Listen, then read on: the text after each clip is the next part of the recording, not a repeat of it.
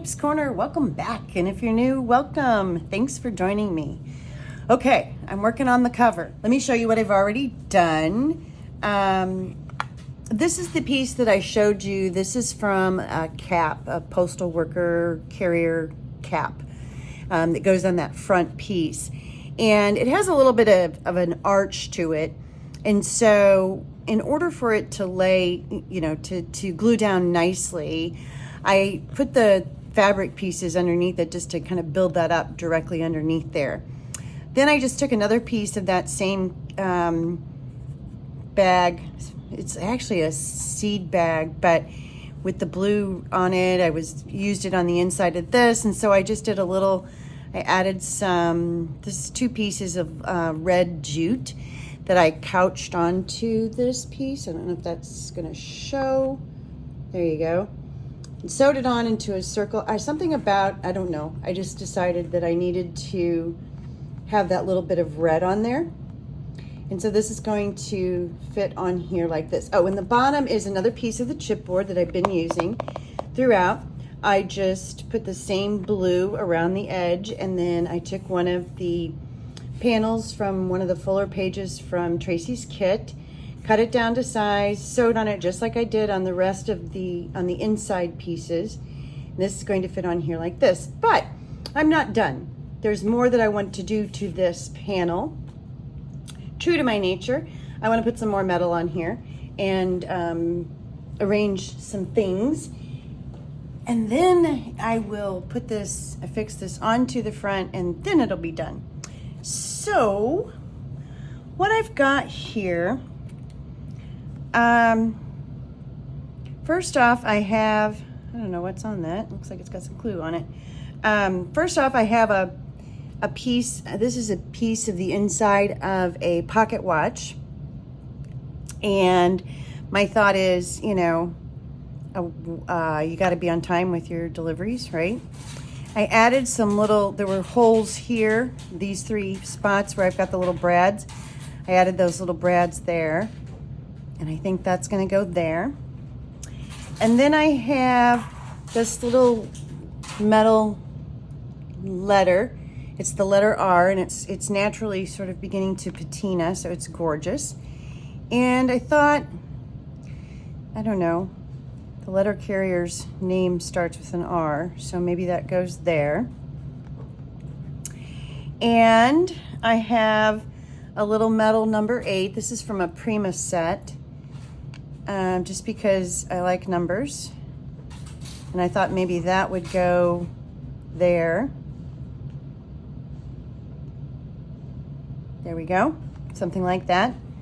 And then I have, this is from a pocket watch. So this is a part of a pocket watch chain.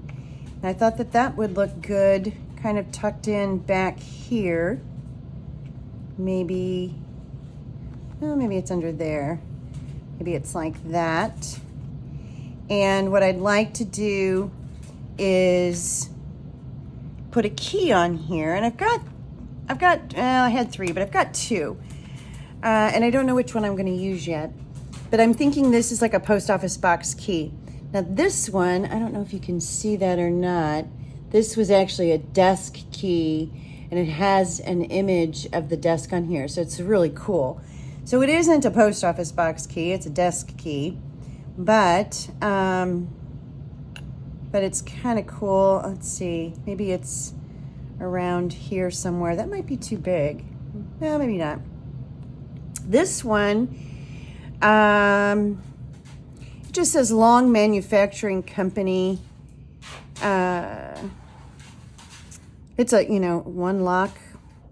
But it's got a number on the front here. It says T46. So I thought, okay, well, that's kind of like the number of a post office box. So that might work really well.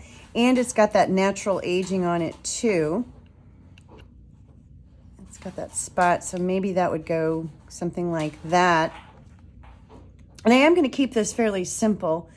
Then I've also got, this is a piece of that leather pocket that I've been using throughout. This is all that's left, this and this went here. And so I thought maybe just a little tiny piece of that leather on here somewhere would be a nice add-on. But I don't know where. Maybe it's over here. Oh, I think I like it better over there. And that then would be my front. So I'm going to keep it very simple. I'm not going to go overly elaborate, I don't think, but I'm really liking this. So really all I need to do, just like with the other stuff, is I think I'm ready to glue it down. I've already got this glued down. It's not completely dry yet, but it's stable. It's not moving.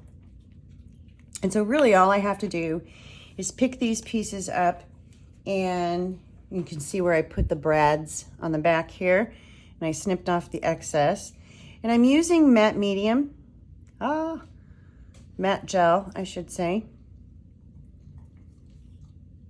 And I want some good coverage there. And I'm just gonna slip that where I just had it.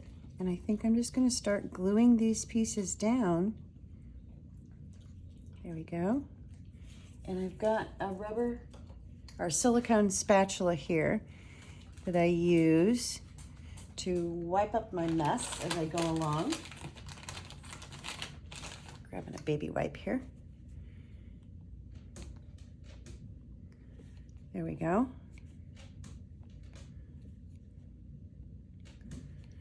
Just don't want clumps of glue on here. Actually, I'm going to set this aside and bring this on the flat surface so I can push down on it. Get that to ooze out and wipe up the excess. Okay, let's do this next. And so I did play with the layout here a little bit, and doesn't mean I could potentially still change my mind.